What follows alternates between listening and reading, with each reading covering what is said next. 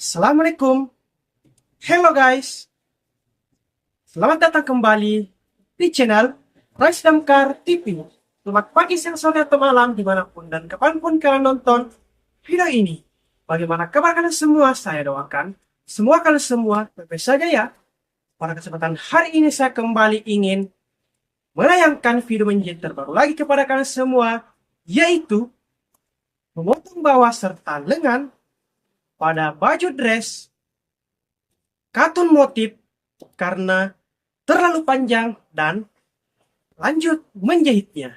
Penasaran dengan videonya? Sebelum Anda melihat videonya, jangan lupa dahulu untuk like, komen, dan share video ini sebanyak-banyaknya teman kalian semua. Dan yang paling penting, jangan lupa untuk subscribe channel Rise Damkar TV.